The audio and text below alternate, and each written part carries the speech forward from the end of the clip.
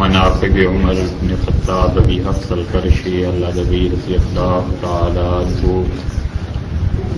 وبه قال حدثنا عبدان قال اخبرنا عبد الله قال اخبرنا عمر بن سعيد قال عن ابن ابي مليكة انه سمع ابن عباس يقول وضع عمر رضي الله تعالى عنه وعنهم على سريره فتكفنه الناس يدعون ويصلون قبل ان يرفع وانا فيهم فلم يراني الا رجلا اخذ منكبي فاذا علي رضي الله تعالى عنه فترحم على عمر رضي الله عنه وقال ما خلفت أحدا أحب إلي أن تخلف الله بمثل عمله منك وأيم الله إن كنت لأظن أن يجعلك الله مع صاحبيك وحسبت أني كنت كثيرا أسمع النبي صلى الله عليه وسلم يقول ذهبت أنا وأبو بكر وعمر رضي الله تعالى عنهم ودخلت انا وابو بکر وعمر وخرجت انا وابو بکر وعمر صلی اللہ تعالی علیہ وسلم۔ حضرت عبداللہ ابن عباس رضی اللہ عنہ کی روایت ہے اور وہ کہتے ہیں کہ جب حضرت عمر رضی اللہ عنہ کو وفات کے بعد غسل دینے کی غرض سے تخت پر لٹایا گیا اور چارپائی پر لٹا دیے گئے تو لوگ ان کے ارد گرد کھڑے ہو گئے اور جو لوگ ان کے ارد گرد جمع تھے وہ سب کے سب دعا کرنے لگے عمر رضی اللہ عنہ کو دیکھ کے اور خدا سے مانگنے لگے قبل اس کے کہ ان کی چارپائی اٹھائی جاتی، اور میں بھی ان لوگوں میں سے ایک تھا جو عمر رضی اللہ عنہ کے جنازہ اٹھانے سے پہلے موجود تھے۔ تو میں نے دیکھا ایک آدمی کو، اور وہ لوگوں کا دباؤ پڑ رہا تھا، تو میں نے ایک آدمی کو پیچھے جو مڑ کے دیکھا جس کا بوجھ پڑ رہا تھا، تو وہ تو حضرت علی رضی اللہ عنہ تھے، اور انہوں نے اللہ سے دعا کرنا شروع کی عمر رضی اللہ عنہ کے حق میں اور رحمت کی دعا کرتے رہے۔ پھر کہنے لگے کہ امیر المومنین، اللہ تعالیٰ کے ہاں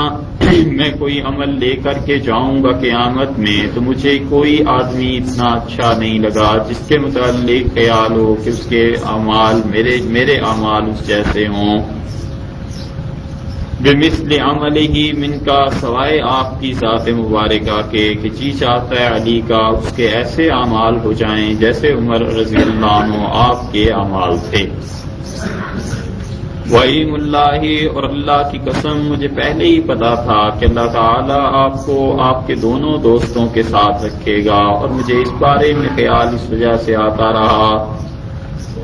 کہ میں اکثر یہ بات سنتا تھا کہ رسول اللہ صلی اللہ علیہ وسلم فرماتے تھے کہ نبی کریم صلی اللہ علیہ وسلم یہ فرماتے تھے کہ میں فلاں جگہ پہ چلا گیا اور ابو بکر بھی چلے اور عمر بھی چلے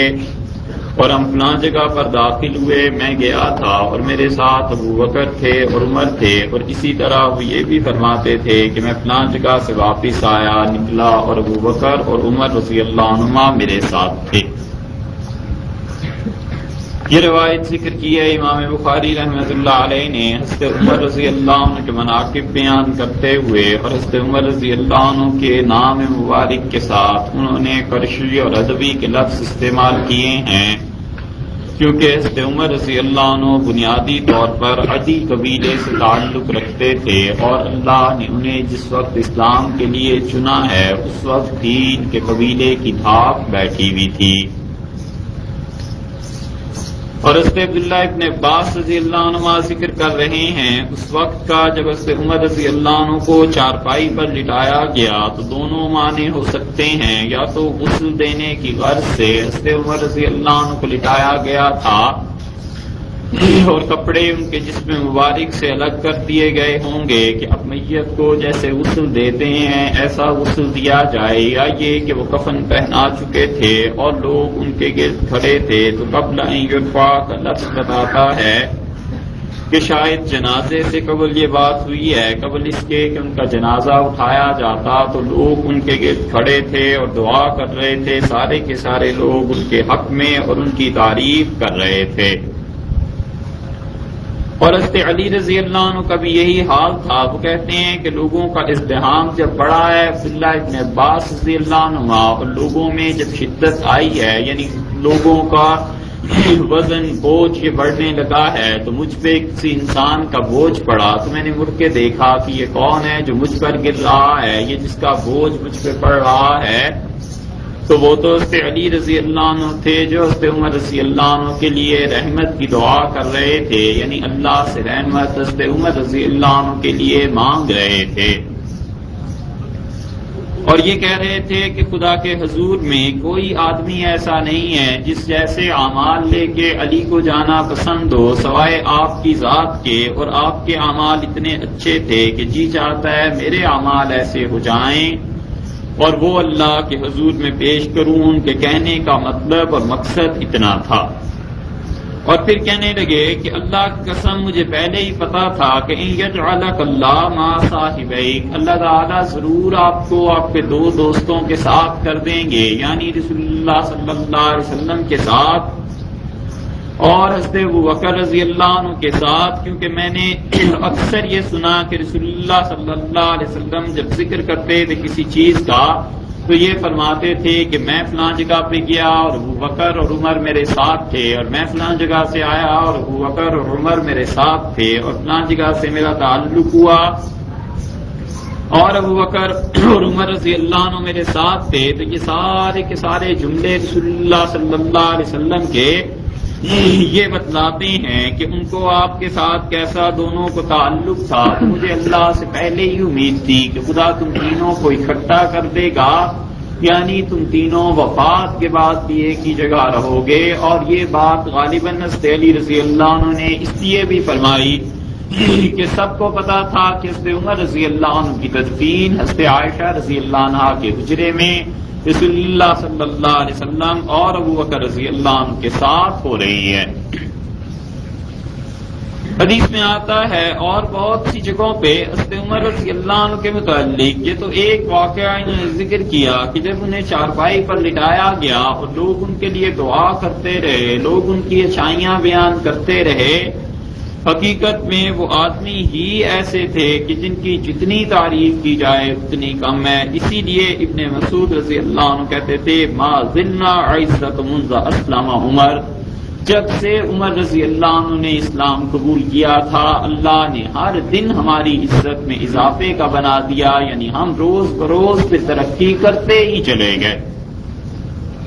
رسول اللہ صلی اللہ علیہ وسلم نے خود دعا کی تھی حضرت عمر رضی اللہ عنہ کے لیے، اور مکہ مکرمہ میں حالات بڑے شدید تھے، باوجود اس کے کہ کچھ لوگ ایمان لے آئے تھے حضرت عمر رضی اللہ عنہ سے پہلے، ان کے بہنوئی سعید اور بہت لوگ ایمان لے آئے تھے. حضرت بلال رضی اللہ عنہ مسلمان تھے، عمار ابن یاسر رضی اللہ عنہ مسلمان تھے، ان کا خاندان مسلمان تھا، سعد رضی اللہ عنہ مسلمان تھے. لیکن یہ سارے کے سارے حضرات سب چیزوں کو دیکھتے تھے، اس کے باوجود بیچارے کچھ کر نہیں سکتے تھے، اس لیے کہ مظالم بہت زیادہ ہو گئے تھے. اور اسلام کی بات کرنا، دین کی بات کرنا، یہ اپنے آپ کو کافروں کے منہ میں دے دینے کے مترادف تھا، آگ میں اپنے آپ کو ڈال دینے کے برابر تھا. ابو ذر غفاری رضی اللہ عنہ نے اسلام قبول کیا ہے، اور ابو ذر غفاری اپنے اسلام کو بتاتے تھے. ابو ذر رضی اللہ عنہ کہتے تھے کہ مجھے پتا چلا کہ کوئی آدمی اس طرح نبوت کا دعویٰ مکہ مکرمہ میں کر رہا ہے، تو میں نے اپنے بھائی کو بھیجا اور میں نے کہا تحقیق کر کے آؤ کہ وہ کیا کہتے ہیں. اور ابو ذر کہتے ہیں میں اسلام لانے سے پہلے بھی نماز پڑھا کرتا تھا. مسلم کی روایت میں آتا ہے، اور غالباً حضرت ابراہیم علیہ السلام کی جو چیزیں نماز کی کچھ باقی رہ گئی ہوں گی، کفار مکہ وہ کرتے ہوں گے، اس قبیلے کے کفار بھی وہ کرتے ہوں گے. تو ابو ذر رضی اللہ عنہ نے بھائی کو بھیجا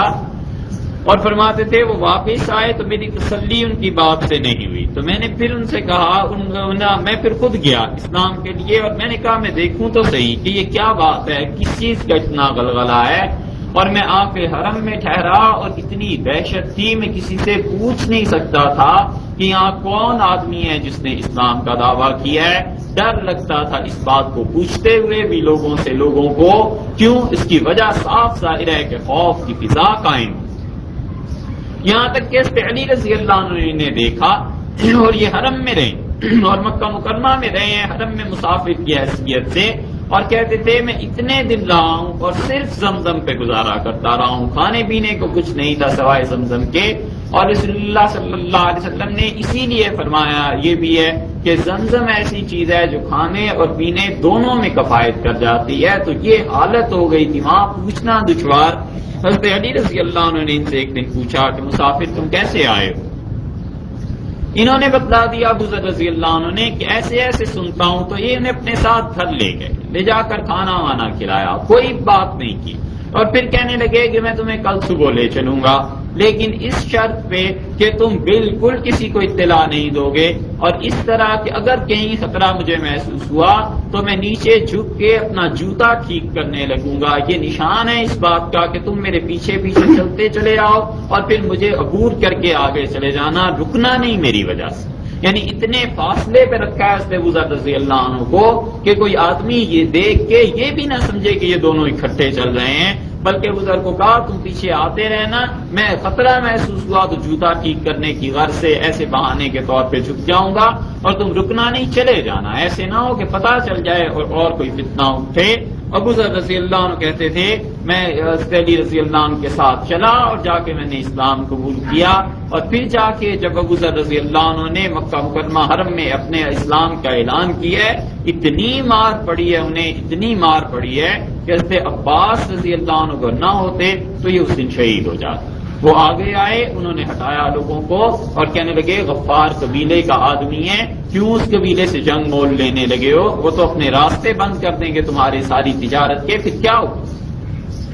اس کے باوجود ابو ذر رضی اللہ عنہ کا چہرہ سوج گیا، متورم ہو گیا، اور جسم میں داغ پڑ گئے، نیل پڑ گئے، نشانات پڑ گئے، خون بہتا رہا۔ یہ ابو ذر رضی اللہ عنہ کا اسلام تھا اس دور کا، اور اس دور میں سب کے ساتھ ایسے ہی تھا۔ اب مسلمان پریشان تھے، اور رسول اللہ صلی اللہ علیہ وسلم یہ دعا کرتے رہے اللہ تعالی سے کہ اللہم اعز الاسلام، اللہ اسلام کو تقویت دے دیجئے، اسلام کو مضبوط کر دیجئے۔ دو آدمیوں میں سے ایک سے، یا خطاب کے بیٹے عمر کے ذریعے یا ہشام کے بیٹے عمر کے ذریعے۔ عمر ابن ہشام یہ ابو جہل تھا، اس کے ذریعے اللہ اس کو تقویت دے دیجئے، یا اس کے ذریعے عمر بن خطاب کے ذریعے۔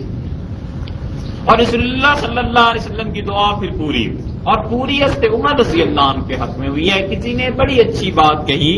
حضرت عطا اللہ شاہ صاحب بخاری رحمۃ اللہ علیہ نے تقریر کی کسی جگہ اہل تشیع کے خلاف، جو بھی حضرت رحمۃ اللہ علیہ کے بیان ہوگا، اور اس نے پوچھنے والے نے کوئی ایسے ہی تھا، اس نے پوچھا، اس نے کہا عمر اور علی میں فرق کیا ہے؟ انہوں نے دونوں کے مناقب بیان کیے، حضرت علی رضی اللہ عنہ کے بھی، حضرت عمر رضی اللہ عنہ کے بھی۔ تو حضرت علی رضی اللہ عنہ میں اور عمر میں فرق اس نے پوچھا رضی اللہ عنہ میں، تو شاہ صاحب کہنے لگے کہ عمر مراد تھا اور علی مرید تھا۔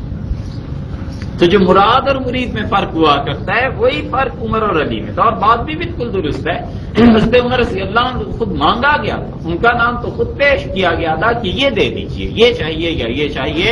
اور حضرت عمر رضی اللہ عنہ کی قبولیت اسلام کا قصہ مشہور ہے۔ ان کی جو ایک باندی تھی زنیرہ، حضرت عمر رضی اللہ عنہ نے اسے دیکھ لیا کہیں چھپ کے وہ نماز پڑھ رہی تھی، تو حضرت عمر رضی اللہ عنہ کو پتا چلا زنیرہ نماز پڑھ رہی ہے، دیکھ لیا انہوں نے، اسے بلایا اور اتنی زور سے تھپڑ اس کے منہ پہ مارا ہے، اس کی آنکھوں کی بینائی جاتی رہی، آنکھیں پھوڑ دی اس کی، اور کہنے لگے میرے گھر میں یہ حرکت، اتنا شدت کا جذبہ حضرت عمر رضی اللہ عنہ میں اسلام کے خلاف تھا۔ اس وقت میں بہن کے پاس آئے ہیں، بہنوئی کے پاس آئے ہیں، سعید ابن زید رضی اللہ عنہ نے اس زمانے میں اتنی تکالیف خود ان سے بھی دیکھ چکے تھے۔ رسول اللہ صلی اللہ علیہ وسلم نے عشرہ مبشرہ 10 صحابہ رضی اللہ عنہ کا نام جن کا لیا ہے بار بار، ان میں سے ایک ان کے بہنوئی سعید رضی اللہ عنہ بھی تھے، یہ کہ اسلام کے لیے بہت قربانیاں انہوں نے دی۔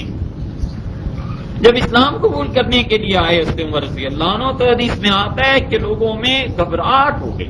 اور حضرت زید ابن ابی ارقم رضی اللہ عنہ کے یہاں مسلمان ٹھہرے ہوئے تھے، اور بات یہ چلی کہ عمر اور تلوار لے کر آ رہے ہیں۔ رسول اللہ صلی اللہ علیہ وسلم کو اطلاع ملی تو حضرت حمزہ رضی اللہ عنہ نے کہا کہ اسے آنے دو، کوئی حرج نہیں ہے، اگر تو وہ کسی شرارت کی نیت سے آیا ہے پھر اس کی تلوار اس کو نفع نہیں دے گی، نقصان ہو جائے گا، اس کا اپنی تلوار سے مطلب یہ ہے کہ ہم اس سے لڑ لیں گے، اور اگر خیر کی نیت ہے تو پھر تو بہت ہی اچھا ہے۔ حضرت عمر رضی اللہ عنہ آئے اور حدیث میں آتا ہے رسول اللہ صلی اللہ علیہ وسلم نے اٹھ کے پکڑ لیا اور کہنے لگے عمر ابھی بھی وقت نہیں آیا کہ تم صحیح بات کو سمجھ جاؤ۔ وہ پہلے ہی نرم ہو کے آ رہے تھے، رسول اللہ صلی اللہ علیہ وسلم سے عرض کی کہ اسلام قبول کرنے کے لیے آیا ہوں، اور اسلام قبول کیا۔ اور عبداللہ ابن مسعود رضی اللہ عنہ کہتے تھے عمر نے جب اسلام قبول کیا اور کلمہ پڑھا ہم اتنے خوش تھے کہ سب نے اللہ اکبر کا نعرہ لگایا، اور پوری وادی جہاں وہ تھی وہ گونجنے لگی، آوازیں آنے لگیں، اور ہم ایک دوسرے کی طرف دیکھ رہے تھے کہ کفار کو پتہ چل گیا تو کیا ہوگا۔ حضرت عمر رضی اللہ عنہ نے اسلام بھی قبول کیا، پھر کہنے لگے اللہ کے رسول جب ہم حق پہ ہیں، یہ بات سچی ہے، تو پھر ہم کیوں نہ مکہ مکرمہ میں حرم میں جا کے اعلان کریں۔ اور وہ گئے ہیں حرم میں، انہوں نے اعلان کرنا تھا اپنے اسلام کا، اور انہوں نے ایک اور ترکیب کر لی۔ حضرت عمر رضی اللہ عنہ کو دیکھو، یہ چیز ہے جاہلیت کے زمانے میں رسول اللہ صلی اللہ علیہ وسلم نے فرمایا تھا جو جتنا تیز ہوگا اسلام لا کے بھی اتنا ہی اچھا بنے گا۔ حدیث میں آتا ہے ہم نے پوچھا رسول اللہ صلی اللہ علیہ وسلم سے لوگوں کے متعلق، آپ نے فرمایا خیارکم فی الجاہلیت خیارکم فی الاسلام، تم میں جو کفر کے زمانے میں اچھا تھا وہی اسلام لا کے اچھے بنیں گے اذا فقہوا، جب اس دین کو سمجھ جائیں گے۔ اس لیے جو آدمی آپ دیکھیے شرارتیں کرنے میں، گناہ کرنے میں، خدا کی معصیت میں، نافرمانی میں، وہ جتنا آگے چلا جاتا ہے جب خدا اسے ہدایت دے دیتا ہے پھر اسلام میں بھی اتنا ہی آگے چلا جاتا ہے، اس لیے کہ انسانی فطرت نہیں بدلا کرتی۔ یہ صوفیاء کرام جو ہیں ان کی مجالس وہ کسی انسان کی فطرت کو تو نہیں بدل دیتی، وہ تو صرف رخ تبدیل کر دیا کرتی ہیں کہ رخ تبدیل کر دیا جائے، بس باقی ساری کی ساری صلاحیتیں وہی ہیں، وہی کام ہے، وہی باتیں۔ حضرت عمر رضی اللہ عنہ کو اس وقت بھی اتنا ہی غصہ تھا، اسلام قبول کر لیا پھر بھی ان کا غصہ برقرار رہا ہے۔ رسول اللہ صلی اللہ علیہ وسلم کی صحبت ان کے غصے کو یہ نہیں ہے کہ اس نے ختم کر دیا، بلکہ راہ دکھا دی کہ اب یہ جو غصہ ہے نا اللہ کے دشمنوں کے خلاف استعمال ہونا چاہیے، اور وہ ان کی سختی اتنی رہی ہے خدا کے دشمنوں کے خلاف کہ حدیث میں آتا ہے رسول اللہ صلی اللہ علیہ وسلم نے فرمایا عمر کی حالت یہ ہے کہ اگر کسی جگہ کو یہ کسی راستے کو اختیار کر لے تو پھر شیطان اس راستے کو اس کے خوف کی وجہ سے چھوڑ دے۔ اتنی شدت تھی طبیعت مبارکہ میں، اور وہ رہی ہے، اسلام کے لیے استعمال ہوتی رہی، پہلے کفر کے لیے استعمال ہوتی تھی۔ عبداللہ ابن عمر رضی اللہ عنہ چھوٹے تھے، بچے تھے، کہنے لگے مجھ سے والد نے کہا کہ کون سا آدمی ایسا ہے جسے اگر بات بتا دی جائے تو سب میں خود بخود پھیل جائے گی، طبیعت ہوتی ہے بعض لوگوں کی، اسے تم کہہ دو کہ یہ بات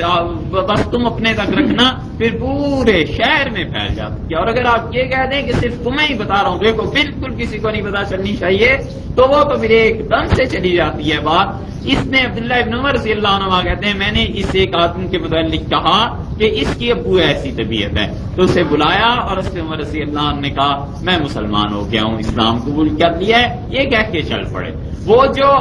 راز تھوڑا بہت رکھتا تھا پھر آہستہ آہستہ سرگوشیوں میں کسی سے جا کے بات کرتا، برداشت نہیں کر سکا، اس کے لیے یہ اتنا بڑا حادثہ ہو گیا تھا۔ قریش مکہ سردار بیٹھے ہوئے تھے اور جا کے چیخنے لگا اور کہنے لگا سبا عمر بددین ہو، عمر نے دین چھوڑ دی۔ حدیث میں آتا ہے فوراً مڑے اور کہنے لگے ماں سبا تو ولیکن مسلم، بددین نہیں ہوا یہ کہہ کہ اسلام کو قبول کیا۔ بددین تو وہ ہوتا ہے جو دینی بے دین جیسے ہو جائے، کسی کا کوئی دین ہی نہ رہے، یہ نہیں ہے۔ بات یہ ہے کہ اسلام تو اسلام قبول کیا ہے، اور اس عمر رضی اللہ عنہ کہہ کے چل پڑے، کسی کی ہمت نہیں ہوئی اس انسان کو روک سکتا۔ اور پھر یہ سارا عرصہ وہ دیکھتے بھی رہے ہیں، مسلمانوں پہ مظالم پھر کم ہوتے چلے گئے۔ ابن مسعود رضی اللہ عنہ کہتے تھے کہ جب سے انہوں نے اسلام قبول کیا تھا بس پھر اسلام کی عزت اور طاقت میں اضافہ ہوتا رہا ہے، حتیٰ کہ رسول اللہ صلی اللہ علیہ وسلم نے ہجرت کی بات کہی تو ہجرت کی بات میں حضرت عمر رضی اللہ عنہ نے عرض کیا کہ ہمیں اجازت دے دی جائے، آپ نے ہجرت کی اجازت دے دی تو انہوں نے اپنے بہنوئی سعید ابن زید سے کہا کہ فلاں جگہ پر پہنچ کے دونوں مل جائیں گے، اکٹھے ہجرت کا سفر کریں گے۔ ہجرت کے سفر کے لیے حضرت عمر رضی اللہ عنہ نے اختیار کیا، حرم میں آئے، طواف کیا، اور ان کے بہنوئی چھپ کے گئے ہیں تاکہ ان مکہ والوں کو پتہ نہ چلے، اور چھپ کے جایا کرتے تھے ہجرت کے لیے۔ اعلانیہ ہجرت کس کا اتنا عزم ہو سکتا تھا، خود نبی کریم صلی اللہ علیہ وسلم نے ہجرت چھپ کے کی ہے، صرف وقت رضی اللہ عنہ نے ہجرت خاموشی سے کی ہے۔ یہ سارے کے سارے حضرات ایسے جا کریں طواف کیا، اور حدیث میں آتا ہے طواف کرنے کے بعد قریش مکہ جو بیٹھے ہوئے تھے سردار، ان کی مجلس میں آئے اور ان سے کہنے لگے کہ تم میں سے جو یہ چاہے کہ اس کے بچے اسے روتے رہیں، یتیم ہو جائیں، اور اس کی ماں بھی اسے رو لے، اور بیوی بھی اس کی بیوہ ہو جائے، عدت گزارے، نکاح کرے، تو میں ہجرت کر کے جا رہا ہوں، میرا راستہ روک لیں۔ یہ کہہ کے وہ ہجرت کے لیے گئے ہیں اور کسی کی ہمت نہیں ہوئی کہ جا کے انہیں روک لے۔ ذرا دیکھو تو ایک تو یہ ہے کہ انہوں نے چھپ کے نہ ہجرت کی ہوتی، ویسے ہی چلے جاتے، ایک یہ ہے کہ چیلنج کر کے گئے کہ آؤ میرا راستہ روکو، اور لوگ کہتے ہیں کسی کی ہمت نہیں ہوئی حضرت عمر رضی اللہ عنہ کا راستہ روکنے کی، رفاع رضی اللہ عنہ کے گھر جا کر انہوں نے قیام کیا، اور رسول اللہ صلی اللہ علیہ وسلم نے مواقعات ان کی کرا دی ہے۔ پھر زید رضی اللہ عنہ ان کی مواقعات میں شامل ہو گئے تھے، اور حدیث میں آتا ہے ایک دن حضرت عمر رضی اللہ عنہ کہتے تھے میں کام کرتا تھا، تجارت کرتا تھا، اور دوسرے دن میرا بھائی وہ جو دوسرا تھا وہ تجارت وغیرہ کیا کرتا تھا، اور میں جس دن وہ کام کرتا تھا میں رسول اللہ صلی اللہ علیہ وسلم کے پاس رہتا تھا، جس دن میں کام کرتا تھا وہ وہاں رہتے۔ بدر میں شامل رہے، اور بدر میں ان لوگوں میں سے ہیں جنہوں نے بدر والوں میں کافروں کے ساتھ بہت شدید سلوک کیا۔ حضرت عمر رضی اللہ عنہ نے خود اپنے سگے ماموں کو قتل کر دیا، اور حضرت عمر رضی اللہ عنہ کے سامنے وہ آیا تو حضرت عمر رضی اللہ عنہ نے بلا تکلف گردن اس کی اڑا دی۔ وجہ اس کی یہ تھی کہ وہ سمجھتے تھے کہ ہمیں یہ کام کرنا ہے، جس چیز نے فرق کر دیا ہے وہ دین ہے، وہ اسلام ہے، رشتہ داریاں اس کے مقابلے میں کوئی چیز۔ حدیث میں کتنے صحابہ رضی اللہ عنہ کے متعلق آتا ہے، یہ عبد الرحمن ابن ابو بکر رضی اللہ عنہ بعد میں مسلمان ہوئے، ابو بکر رضی اللہ عنہ کے بیٹے، انہوں نے کہا والد بدر کے دن آپ کتنی مرتبہ میری تلوار کی زد میں آئے لیکن میں نے آپ کو چھوڑ دیا والد سمجھ کے۔ حضرت ابو بکر رضی اللہ عنہ نے کہا تو ایک مرتبہ بھی میری زد میں نہیں آیا، تو آتا تو میں بیٹا ہونے کا خیال نہ کرتا۔ یہ ہے اسلام اور شریعت کہ وہ سارے رشتوں پر اپنی ترجیح کو چاہتی ہے، وہ چاہتی ہے کہ اسے ہر چیز پر ترجیح دی جائے اور لوگ اس کے لیے قربانی دیں، اور جو انسان شریعت کے لیے قربانی دینے سے جھجکے گا وہ اتنا ہی پیچھے چلا جائے گا۔ قربانی ایسی چیز ہے جو آگے بڑھائے گی۔ ان لوگوں نے قربانیاں دی ہیں، رشتہ داریوں کو بعد میں پالا ہے، پہلے یہ دیکھا ہے کہ دین کا تقاضا کیا ہے، شریعت ہم سے کیا مطالبہ کرتی ہے، اس کام کو کیا۔ بدر کے قیدیوں کا مسئلہ ہوا، اور حضرت عمر رضی اللہ عنہ نے کہا سب کو قتل کرنا چاہیے اور ہر آدمی اپنے رشتہ داروں کو قتل کرے۔ اگر یوں فیصلہ ہوتا تو دو آدمی رسول اللہ صلی اللہ علیہ وسلم کے قریبی لوگوں میں سے اس وقت گرفتار تھے، ایک حضرت عباس رضی اللہ عنہ جو چچا تھے، اور ایک حضرت ربی بن العاص رضی اللہ عنہ جو داماد۔ حضرت عمر رضی اللہ عنہ کا فیصلہ سنا، یعنی یہ بات سنی مشورہ، اور رسول اللہ صلی اللہ علیہ وسلم نے فرمایا تیرا حال عمر بالکل ایسے ہے جیسے نوح اور موسیٰ علیہ السلام کا حال تھا، دو جلیل القدر انبیاء علیہ السلام سے تشبیہ دی۔ آپ نے فرمایا نوح نے بھی اپنی قوم کے لیے دعا کی اور انہوں نے کہا رب لا تذر علی الارض من الکافرین دیارا، اللہ کافروں کا اس دنیا میں ایک گھر باقی نہ رہنے دے، سب کو برباد کر۔ انک انتظرہم، اور اللہ اگر آپ ان کافروں کو چھوڑ دیں گے یضلوا عبادک، یہ تیرے بندوں کو گمراہ کریں گے، ولا یلدوا الا فاجرا کفارا، ان کی اگلی نسلیں بھی کافر اور فاجر پیدا ہوں گی، سب کو ہلاک کر دے، برباد کر۔ اور آپ نے فرمایا تیری طبیعت تو موسیٰ علیہ السلام کی مانی، جنہوں نے فرعون کے متعلق کہا کہ پروردگار انک آتیت فرعون وملأہ، اللہ آپ نے فرعون اور اس کے سرداروں کو اموالا مال دے دیا ہے، زینتا فی الحیات الدنیا، دنیا کی زندگی کی زیبائی، آرائش اور اچھی جگہیں دے دی ہیں، اور اللہ اس بنیاد پر یہ تیرے دین کے خلاف اٹھ رہے ہیں، ربنا اطمس علی اموالہم، اللہ ان کے مالوں کو برباد کر، واشدد علی قلوبہم، اور اللہ ان کے دلوں پر مہر لگا دے، فلا یؤمنوا حتی یروا العذاب العلیم، اور اللہ اس وقت تک یہ ایمان نہ لائیں جب تک کہ تیرے عذاب کو نہ دیکھ لیں۔ موسیٰ علیہ السلام نے اتنی شدید بددعا دی ہے، اللہ تعالیٰ نے فرمایا، اور حدیث میں آتا ہے، تفسیر میں آتا ہے کہ موسیٰ علیہ السلام دعا کرتے رہے تنگ آ کے، اور ہارون اس دعا پہ آمین کہتے رہے، اور اللہ تعالیٰ نے فرمایا قد اجیبت دعوتکما، میں نے تم دونوں کی بات سن لی، بس قبول ہو گئی، فاستقیما، پکے رہو اس دین پہ، ہم ان کا حشر ایسے ہی کریں۔ ظالموں کے خلاف بددعا خود رسول اللہ صلی اللہ علیہ وسلم نے کی، حدیث میں آتا ہے مہینہ تک قنت اشارن، ایک مہینے تک بددعا دیتے رہے رسول اللہ صلی اللہ علیہ وسلم ان قبائل کو جن قبائل نے ان کے صحابہ رضی اللہ عنہ کو بلایا تھا دھوکے سے، پھر شہید کر دیں۔ اور حدیث میں آتا ہے رسول اللہ صلی اللہ علیہ وسلم نماز پڑھاتے تھے فجر کی ہمیں، اور اس کے بعد دعا کرتے تھے کہ پروردگار مکہ مکرمہ میں فلاں فلاں لوگ رہ گئے ہیں، نماز میں ہی یعنی رکوع سے کھڑے ہوتے تھے اور سمع اللہ لمن حمدہ کے بعد رسول اللہ صلی اللہ علیہ وسلم دعا کرنا شروع کر دیتے تھے اور فرماتے تھے کہ اللہ مکہ میں فلاں فلاں رہ گئے ہیں، انہیں نجات دے دیجئے، اور مکہ میں فلاں فلاں اللہ انہیں برباد کر۔ ابو جہل کا نام لے کے، عتبہ کا نام لے کے، ربیہ کا نام لے کے رسول اللہ صلی اللہ علیہ وسلم نے بد دعائیں دی ہیں۔ اس لیے جو لوگ ظالموں کے خلاف کام نہیں کرتے، بد دعا نہیں کرتے، وہ خود ایک گناہ اپنی رضامندی کا اظہار کرتے ہیں کہ ظلم چلتا رہے، ٹھیک ہے ہم بھی چپ ہیں۔ اتنی نفرت تو ہونی چاہیے کہ ظالم کے خلاف بد دعا تو کرے، خدا سے یہ تو مانگے کہ ظالموں کو اللہ تعالیٰ برباد کر دے، یہ تو خدا سے مانگے کہ منافقوں سے جان چھڑا دے۔ اس دعا پہ آمین کہتے ہوئے لوگ گھبراتے ہیں، اس لیے کہ وہ ظلم کے مقابلے میں کھڑے نہیں ہو سکتے، تصور نہیں آتا، ان کے ذہن میں نہیں آتی کہ ظلم بھی کوئی چیز ہے، حالانکہ ظلم دنیا میں مچا ہو۔ اور بد دعا نہ دینا رسول اللہ صلی اللہ علیہ وسلم کا وہ اپنی ذات مبارکہ کے لیے ہوا ہے کہ کسی نے ان کی توہین کی، برا کہا، نہیں پرواہ کی رسول اللہ صلی اللہ علیہ وسلم نے، مگر جہاں اسلام کا معاملہ ہے وہاں بد دعائیں بھی دی ہیں، وہاں ان کے خلاف جہاد بھی کیا ہے، ان کو تباہ کرنے کی، برباد کرنے کی پوری کوششیں خود رسول اللہ صلی اللہ علیہ وسلم نے کی۔ اور یہاں بھی یہی ہوا، ہجرت کے بعد بدر میں رسول اللہ صلی اللہ علیہ وسلم نے عمر رضی اللہ عنہ سے پوچھا، انہوں نے کہا ان سب کی گردنیں اڑا دینی چاہیے، بڑی اچھی دلیل تھی۔ انہوں نے کہا اللہ کے رسول اگر شکست ہو جاتی، معاملہ الٹ جاتا اور ہم ان کے یہاں قیدی بن کے چلے جاتے تو یہ ہمارے ساتھ پھر کیا کرتے؟ یہ بھی یہی کرتے، مطلب قتل ہو جاتے ہم سارے کے ساتھ۔ اور حدیث میں آتا ہے مسلم میں اگلے دن رسول اللہ صلی اللہ علیہ وسلم نے فیصلہ کر دیا بکر رضی اللہ عنہ کی رائے پہ، اور اگلے دن مسجد نبوی میں دونوں بیٹھے تھے کہ اب کیان اور آنسو بہ رہے ہیں۔ حضرت عمر رضی اللہ عنہ آئے اور انہوں نے کہا اللہ کے رسول کس چیز نے رلا دیا، میں رو نہ سکوں، اپنی چہرہ صورت ایسی بنا لوں۔ رسول اللہ صلی اللہ علیہ وسلم نے فرمایا عمر میں نے اللہ کا عذاب اس شہر پہ آتے ہوئے دیکھا، اس فدیے کے عوض میں جو ہم نے قبول کر لیا ہے، شجرۃ قریبۃ، اس قریب کے درخت تک خدا کا عذاب آ گیا تھا، اگر تو اور سعد اس شہر میں نہ ہوتے سارا شہر برباد ہو جاتا۔ کہ ہم نے فدیہ کیوں لیا ہے کافروں کے معاملے؟ اللہ تعالیٰ نے فرمایا یسخن،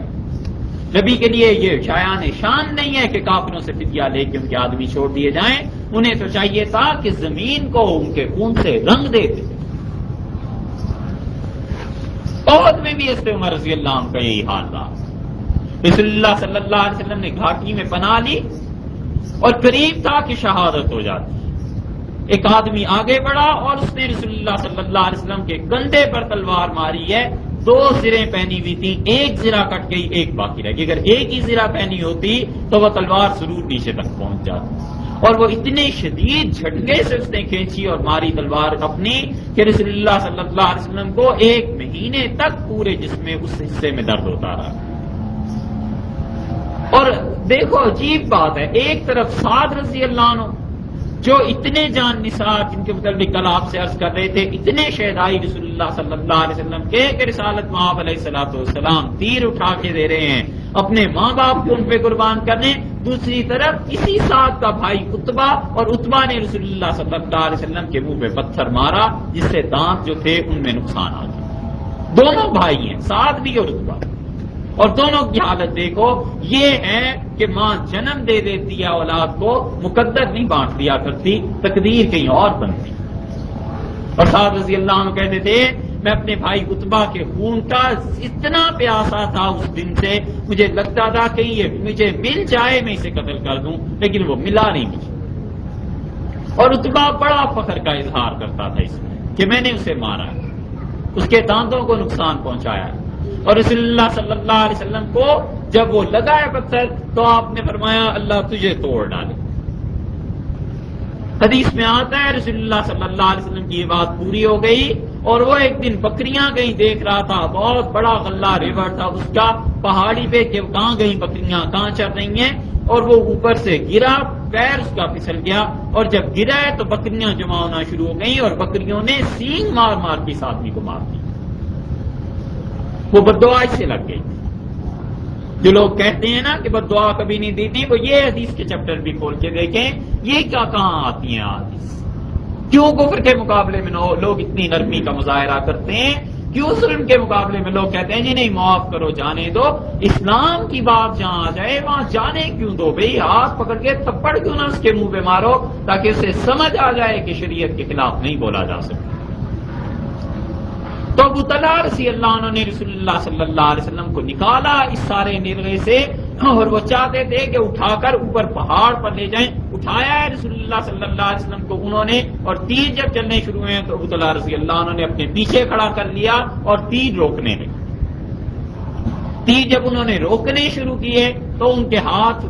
کس چیز سے روکتے؟ انہوں نے ہاتھ ہی آگے بازو کر دیا اور پھر تیر لگتے رہے اور ان کا گوشت اکھڑتا رہا، ہڈی ٹوٹتی رہی۔ اتنی ہمت ہو سکتی ہے کسی انسان سے کہ کسی کے دفاع کے لیے وہ اپنا بازو آگے کر دے، گوشت پھٹ جائے، ہڈی ٹوٹنے لگے، اور 70 سے زیادہ تیر انہوں نے ایک ہی بازو پر روک لی۔ حدیث میں آتا ہے شلا یدہ، ان کا ہاتھ شل ہو گیا، ساری زندگی کے لیے بیکار ہو گیا۔ اور اس پہ علی رضی اللہ عنہ کی اس لیے جب انہوں نے بیعت کی ہے انہوں نے ابو طلحہ رضی اللہ عنہ نے، تو لوگوں نے کہا طلحہ نے وہ ہاتھ علی کے ہاتھ میں دیا ہے جو بیکار ہاتھ ہے، جس ہاتھ کا کوئی فائدہ نہیں۔ تو علی رضی اللہ عنہ نے ڈانٹ دیا، انہوں نے کہا یہ وہ ہاتھ ہے جو سب سے زیادہ قیمتی ہاتھ ہے، تم ان کا مذاق اڑاتے ہو۔ یہ علی رضی اللہ عنہ کے گرد کا حلقہ تھا جو صحابہ رضی اللہ عنہ کا مذاق اڑا رہا تھا، انہوں نے کہا تم اس کا مذاق اڑاتے ہو، یہ تو مقدس پاکیزہ ہاتھ۔ علی رضی اللہ عنہ سے زیادہ مظلوم شخصیت کس کو کہیں اس آخری دور میں؟ ان کے دوستوں نے، ان کے ساتھیوں نے، ان کے قریب رہنے والوں نے سب سے زیادہ ان کو برباد کر دیا۔ عبداللہ ابن عباس رضی اللہ عنہ کے پاس چیزیں لائی گئیں کہ یہ علی رضی اللہ عنہ نے فیصلے کیے ہیں، وہ پڑھتے جاتے تھے پھینکتے جاتے تھے، کہتے تھے علی نے یہ فیصلہ نہیں کیا، یہ نہیں کیا، یہ نہیں کر سکتے، یہ نہیں، اور کچھ الگ کرتے جاتے تھے، اور آخر پہ پہنچ کے آدھے فیصلے ایک طرف ہو گئے اور آدھے، اور کہنے لگے کبہم اللہ، اللہ برباد کرے علی رضی اللہ عنہ کے ان دوستوں کو جنہوں نے یہ جھوٹ ان پہ۔ قوم والو، مجھے سب سے زیادہ نکموں سے جو واسطہ پڑا ہے اور سب سے زیادہ مجھے برباد ان لوگوں نے کر دیا ہے جو تم میرے دوست اور میرے قرب و جوار ہیں۔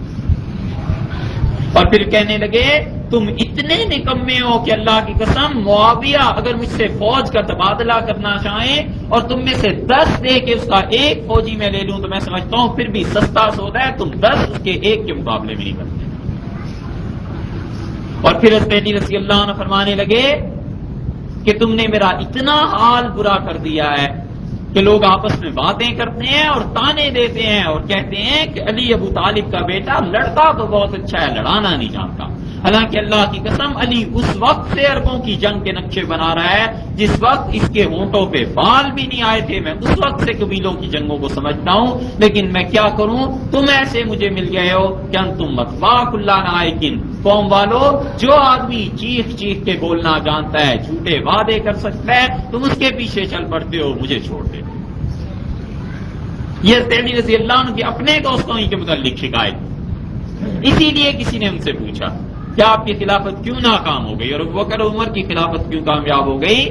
تو انہوں نے کہا ابو بکر عمر رضی اللہ عنہ وغیرہ کو مجھ جیسے نائب ملے تھے، مجھ جیسے چھوٹے ملے تھے، اس لیے کامیاب ہو گئے، اور مجھے تم جیسے ملے ہیں اس لیے بربادی ہو۔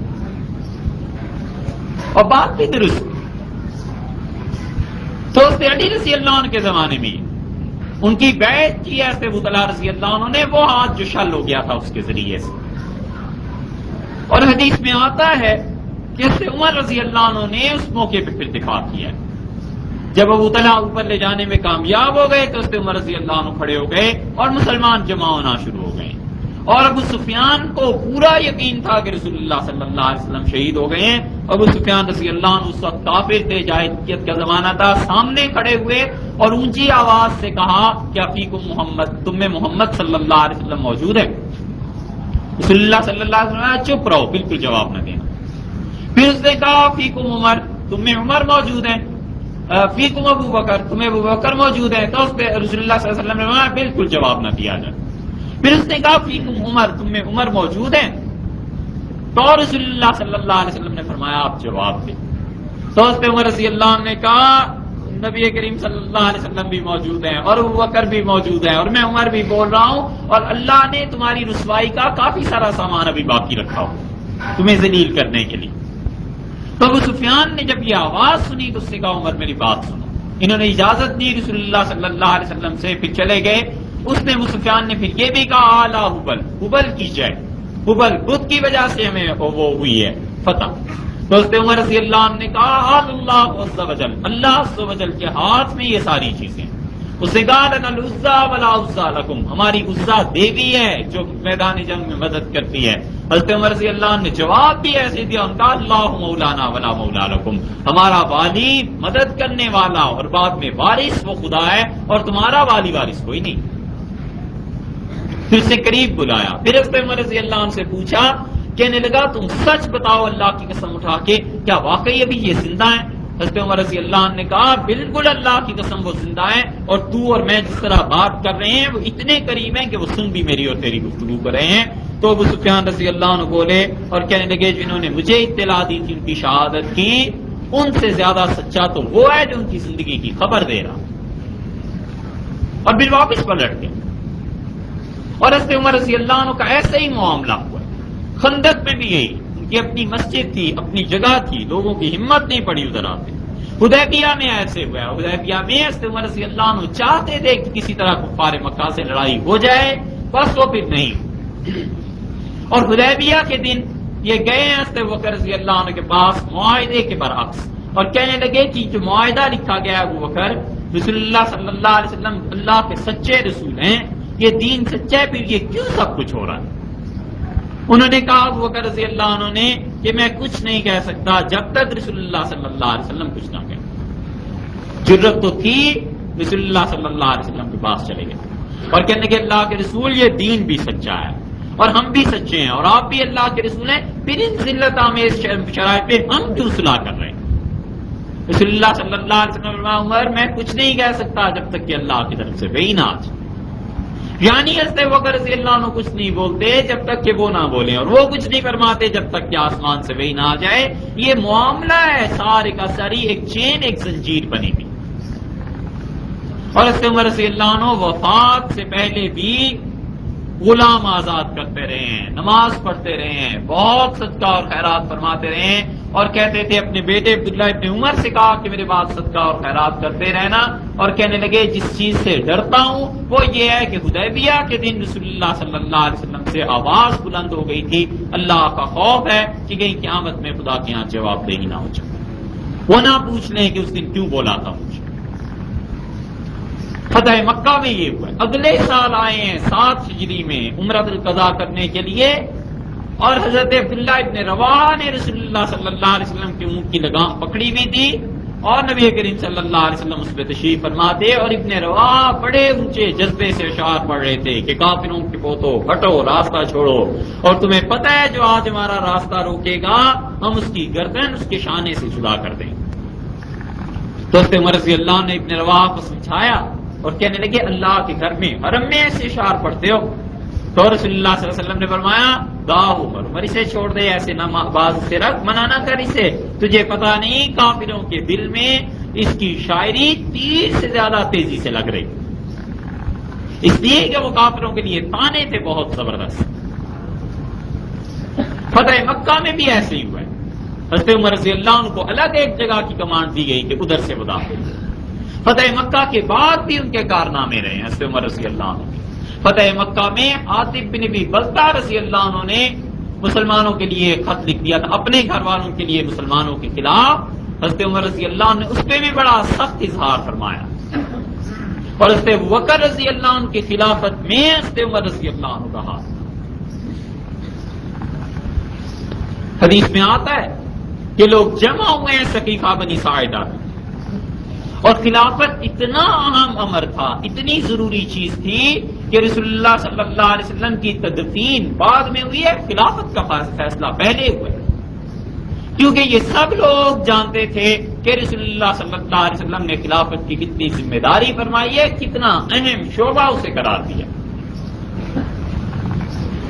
حضرت سعد ابن عبادہ رضی اللہ عنہ نے تجویز پیش کی اور ان کا منا امیر و منکم امیر، ایک انصار میں سے ہو جائے، ایک مہاجرین میں سے ہو جائے، 2 امیر کر لو۔ ایک تجویز یہ آئی سعد بن عبادہ رضی اللہ عنہ بلکہ بڑی لمبی تقریر کی کہ ہم نے رسول اللہ صلی اللہ علیہ وسلم کو پناہ دی، ایسے کیا اسلام کے لیے، یہ قربانی یہ قربانی یہ قربانی، اور یہ لوگ اس وقت قریش والے اور مکہ والے ظلم کر رہے تھے ہجرت کر کے جب رسول اللہ صلی اللہ علیہ وسلم آئے، اور اس لیے لوگوں اب خلافت پہ تمہارا حق ہے، تم اسے رکھو۔ حضرت عمر رضی اللہ عنہ یہ ساری چیزیں سنتے ہیں اور وہ آئے اور انہوں نے آ کے بات چیت سنی اور پھر انہوں نے بڑے جذبے کے ساتھ تقریر کی ہے، اور ایسی تقریر کی ہے ابو عبیدہ بن الجراح رضی اللہ عنہ جیسے صحابہ جو دانش مند عقل مند گنے جاتے تھے وہ کہتے تھے پوری کی پوری بساط عمر نے پلٹ دی ایک دم سے، اور انہوں نے کہا رسول اللہ صلی اللہ علیہ وسلم نے صاف کہہ دیا تھا کہ الامۃ من قریش، خلافت قریش میں رہے، اس لیے انصار والوں تمہارا ادب احترام تمہارے ساتھ تعلق اور محبت اپنی جگہ پہ، خلافت کے معاملے میں تمہارا کوئی حصہ نہیں۔ اور پھر وہ تجویزیں دیتے چلے گئے، لوگوں کو کہتے رہے ہیں کہ اس بات پہ خلافت کو قائم کرو، یہ ہو جائے گا وہ ہو جائے گا، اور یہاں تک کہ لوگوں نے کہا عمر ہاتھ بڑھائیے ہم آپ کی بیعت کرنا چاہتے ہیں۔ حضرت ابوبکر رضی اللہ عنہ تک تیار ہو گئے تھے، حضرت عمر رضی اللہ عنہ آگے بڑھے اور اپنا ہاتھ جب آگے بڑھایا ہے تو انہوں نے اپنا ہاتھ اوپر رکھ دیا اور حضرت ابوبکر رضی اللہ عنہ کا ہاتھ نیچے کر دیا اور کہا آپ سے بڑا کون ہو سکتا۔ حدیث میں آتا ہے ابو عبیدہ کہتے ہیں ہم نے کہا نعوذ باللہ ان نتقدم من ابی بکر، ہم اللہ کی پناہ چاہتے ہیں کہ ابو بکر کے بجائے کسی اور کو خلیفہ منتخب کریں، اور خلافت کی بیعت ہوئی اور حضرت عمر رضی اللہ عنہ نے بیعت لوگوں کو کروائی، اور یہاں تک کہ 33,000 صحابہ رضی اللہ عنہ نے پہلے دن بیعت کی ہے حضرت ابوبکر رضی اللہ عنہ کے ہاتھ۔ ہم یہ کیسے مان جائیں کہ 33,000 صحابہ رسول اللہ صلی اللہ علیہ وسلم کے سارے ہی ڈر گئے، اور حضرت عمر رضی اللہ عنہ بھی ڈر گئے الیاذ باللہ، اور کوئی بھی حق بات نہیں کہہ سکا۔ اس لیے یہ کہنا جملہ کہ وہ خلیفۃ بلا فصل اور علی خلیفہ تھے رسول اللہ صلی اللہ علیہ وسلم کے بغیر کسی وقفے کے، یہ ظلم ہے۔ یہ جملہ دلیل ہے اس بات کی کہ 33,000 صحابہ رضی اللہ عنہ نے اس دن الیاذ باللہ جھوٹ بولا تھا، غلط کام کیا، اگر کوئی اس جملے کو مانتا ہے۔ حضرت علی رضی اللہ عنہ امیر المومنین تھے، ایک ہی آدمی ہے جو رسول اللہ صلی اللہ علیہ وسلم کے خلیفہ ہوئے اور وہ حضرت ابوبکر رضی اللہ عنہ ہے۔ ان کے بعد قیامت تک کوئی آدمی یہ نہیں کہہ سکتا کہ میں رسول اللہ صلی اللہ علیہ وسلم کا خلیفہ ہوں، عمر رضی اللہ عنہ نہیں کہہ سکے۔ سب جانتے تھے کہ رسول اللہ صلی اللہ علیہ وسلم نے اپنے بعد کس کو منتخب فرمایا۔ اس لیے جو لوگ کہتے ہیں کہ صحابہ رضی اللہ عنہ کا پہلا اجماع ہوا ہے مسیلمہ کذاب کے خلاف جو نبوت کا اس نے دعویٰ کیا، ہم سمجھتے ہیں اس سے بھی پہلا اجماع صحابہ رضی اللہ عنہ کا ہوا ہے ابوبکر رضی اللہ عنہ کی خلافت میں۔ مسیلمہ کذاب کا مسئلہ تو بعد میں آیا، اسی لیے کلمہ طیبہ میں یہ الفاظ کہ علی ولی اللہ، علی اللہ کے ولی ہیں، وخلیفتہ بلا فصل، اور رسول اللہ صلی اللہ علیہ وسلم کے وصی رسول اللہ، اور رسول اللہ صلی اللہ علیہ وسلم کے وصی ہیں، یعنی ان کے لیے خلافت کی وصیت کی گئی تھی، وخلیفتہ بلا فصل، اور بغیر ان کے رسول اللہ صلی اللہ علیہ وسلم کے درمیان کوئی فاصلہ رکھے ہوئے وہ نبی کریم صلی اللہ علیہ وسلم کے خلیفہ تھے۔ یہ کلمات جو ہیں یہ کفر ہے۔ تو جس قوم کا کلمہ ہی کفر پہ مشتمل ہو، لوگوں کو کیوں تعجب ہوتا ہے جب ہم یہ کہتے ہیں کہ ان کا اسلام میں کوئی حصہ نہیں؟ فرض کرو ایک عیسائی یا یہودی اسلام قبول کرنا چاہے اور وہ کسی مجتہد کے پاس چلا جائے اور کہے حضور اسلام قبول کرنا ہے، تو شیعہ مجتہد اس سے ظاہر ہے یہی کلمہ پڑھائے گا کہ قول لا الہ الا اللہ محمد رسول اللہ علی ولی اللہ ووصی رسول اللہ وخلیفتہ بلا فصل، اللہ تعالیٰ کے علاوہ کوئی بندگی کے لائق نہیں، محمد صلی اللہ علیہ وسلم اللہ کے رسول ہیں اور علی اللہ کے دوست تھے، اور رسول اللہ صلی اللہ علیہ وسلم نے وصیت کی تھی ان کے لیے، اور وہ خلیفہ ہیں نبی کریم صلی اللہ علیہ وسلم کے علی، بغیر کسی وقفے کے تینوں خلافتیں گویا کہ غلط تھی، وہ خلافت حقہ تھی۔ تو یہ تو جملہ خود کفر ہے۔ یہ تو اسی طرح ہے جیسے ایک آدمی یہودیت سے چھوڑ کے عیسائیت کو قبول کر لے، وہ پھر بھی کسی حد تک ہو سکتا ہے کہ اہل کتاب سے نکل کے اہل کتاب میں جا رہا ہے، یہاں تو جب شیعہ ہو جائے گا تو وہ تو اہل کتاب میں سے بھی نہیں رہے گا۔ اسی لیے ہمارے مفتیوں کا اختلاف ہوا ہے کہ اہل تشریع کے ساتھ تعلقات کیسے رکھے جائیں، اہل کتاب کے مد میں بلائے جائیں گے یا زندیق کے مد میں بلائے جائیں، دونوں میں سے کیا حکم ہونا چاہیے؟ تو یہ جو جملہ ہے نا، یہ کلمہ جو پڑھاتے ہیں، یہ خود کفر ہے۔ حضرت عائشہ رضی اللہ عنہ کہتی تھی کہ مات النبی صلی اللہ علیہ وسلم بین سہری و نہری، نبی کریم صلی اللہ علیہ وسلم کا انتقال ہوا اور انہوں نے اپنا سر مبارک ٹکا رکھا تھا میرے سینے کے درمیان، میری ٹھوڑی کے درمیان، میں نے انہیں پیچھے سے سہارا دیا ہوا، فی یومی و فی نوبتی، میرا دن تھا، میری باری تھی، اللہ سریرتی، میری چارپائی پہ رسول اللہ صلی اللہ علیہ وسلم کا انتقال ہوا ہے، میں اتنی قریب بیٹھی ہوئی تھی، اینا اوصی علی، کب انہوں نے علی کے لیے وصیت کی تھی جو ہم ان کا حق ختم کر رہے ہیں۔ یہ حضرت عائشہ رضی اللہ عنہ فرماتی تھی، کیونکہ حضرت علی رضی اللہ عنہ کے جو حواری تھے، جو ان کے قرب و جوار کا وہ جو حلقہ تھا، انہوں نے اسی زمانے میں یہ فضول بات کرنا شروع کر دی تھی کہ خلافت ان کا حق بنتی تھی۔ تو اس لیے حضرت عمر رضی اللہ عنہ نے حضرت بکر رضی اللہ عنہ کی خلافت کے لیے بیعت کروائی، اور اسی وجہ سے خمینی لکھتے ہیں کہ رسول اللہ صلی اللہ علیہ وسلم جب تشریف لائے واپس حج کر کے، اور یہ سارے اہل تشریع کہتے ہیں، اتنے پہ تو سب متفق ہیں کہ اللہ نے ان کی طرف وہی نازل کی کہ علی کا خلافت کا اعلان کیجئے، اور رسول اللہ صلی اللہ علیہ وسلم نے کہا ڈر لگتا ہے ابو بکر اور عمر سے، ان لوگوں سے۔ پھر دوبارہ وہی آئی، پھر بھی کہا ڈر لگتا ہے، پھر تیسری مرتبہ اللہ تعالیٰ نے دھمکی دی اور یہ کہا کہ فَإِن لَمْ تَفْعَلْ، اگر آپ نے یہ کام نہ کیا فَمَا بَلَّغْتَ رِسَالَتَ، آپ نے رسالت کا حق ادا نہیں کیا۔ اور اس کے بعد رسول اللہ صلی اللہ علیہ وسلم اٹھے اور خلافت کا اعلان پھر بھی نہیں کیا، بس یہ کہا کہ من کنت مولا فعلی مولا، جس کے ہم مولا وارث ہیں اس کا علی مولا۔ اتنی حدیث کہ من کنت مولا فعلی مولا، یہ تو ہمارے یہاں بھی ہے اور صحیح حدیث ہے، لیکن اس کے پیچھے یہ پورا جھوٹا قصہ ہے، یہ سب جھوٹ ہے۔ ہم کیسے مانیں کہ رسول اللہ صلی اللہ علیہ وسلم پر وحی آ جائے اور وہ اس کا اعلان نہ کرے؟ الیاذ باللہ، کیا اسلام ہے؟ اگر یہ اسلام ہے تو بس پھر اس سے باز بنے، جہاں نبی بھی اتنا ڈر جائے اپنے ساتھیوں سے کہ الیاذ باللہ سچی بات نہ کہہ سکے۔ اور اس سے بڑھ کر خمینی صاحب حق الیقین کی جو تعریف کرتے ہیں، اور خمینی صاحب جن کتابوں کے متعلق کہتے ہیں بار بار کہ ان کا عقیدہ رکھنا چاہیے، ان کو بھی کسی دن کھول کے دیکھو۔ خمینی صاحب فرماتے ہیں کہ ابو بکر اور عمر نے کہا جب وہ اعلان کر رہے تھے رسول اللہ صلی اللہ علیہ وسلم حضرت علی رضی اللہ عنہ کے متعلق کہ من کنت مولا فعلی مولا، جس کے ہم مولا ہیں نہیں اس کے مولا ہیں، تو ابو بکر اور عمر نے آپس میں ایک دوسرے سے کہا کہ اس آدمی کو دیکھو، تدور عینیہ، اس کی آنکھیں محمد صلی اللہ علیہ وسلم کی ایسے گھوم رہی ہیں جسے پاگل آدمی کے ہی دیکھ رہا ہوتا ہے، دیوانہ ہو گیا ہے یہ تو وہ عقیدہ ہے۔ اس لیے یہ کون مان جائے ساری کتاب؟ خلافت حضرت بکر رضی اللہ عنہ کو دی گئی اور وہ بلا شبہ بلا فصل خلیفہ تھے رسول اللہ صلی اللہ علیہ وسلم کے، ان کے علاوہ کوئی نہیں۔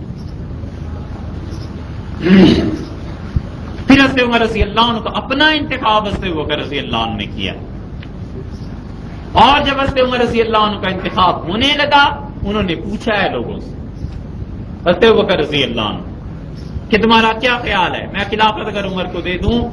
لوگ کہتے رہے کہ حضرت عمر رضی اللہ عنہ کی مزاج میں شدت ہے۔ عبداللہ ابن مسعود سے پوچھا ہے حضرت بکر رضی اللہ عنہ نے بلا کے، تو ابن مسعود نے کہا اب عمر کا نام نہ لکھیے گا، وہ تو بہت سخت ہیں۔ حضرت بکر رضی اللہ عنہ نے جب فیصلہ کر لیا کہ خلافت عمر کو دینی ہے، اپنی جگہ انہیں رکھنا ہے، تو ابن مسعود نے کہا اتق اللہ ابو بکر، اللہ سے ڈریے، کس کو ہمارے سر پر بٹھا کر جا رہے ہیں؟ تو حضرت بکر رضی اللہ عنہ نے کہا مجھے بٹھا دو۔ خوف بڑھ گیا تھا، بٹھائے گئے، تکیہ لگایا گیا پیچھے،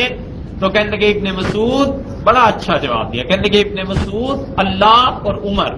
دونوں کو تجھ سے زیادہ اچھی طرح میں جانتا ہوں،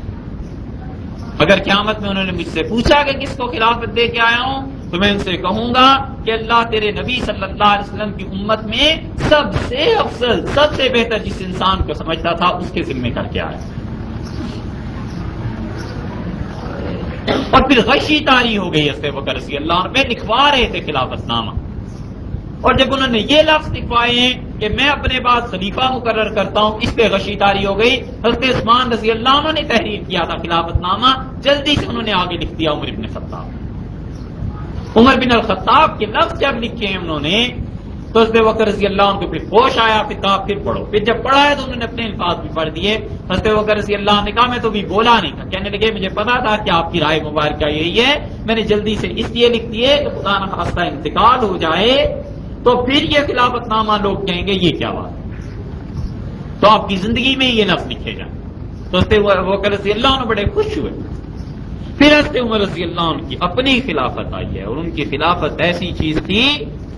کہ اگر وہ 10 سال اور قائم رہ جاتی تو کہتے ہیں پورا یورپ مسلمان ہو جاتا. انہوں نے پھر اپنی خلافت میں وہ کام کیے کہ اگلے پچھلے ان تک نہیں پہنچ سکے. یعنی حضرت بکر رضی اللہ عنہ کے زمانے میں اتنی ترقی نہیں ہو سکی جتنی ان کے زمانے میں ہوئی. حضرت عمر رضی اللہ عنہ نے تنخواہیں مقرر کی، حضرت بکر رضی اللہ عنہ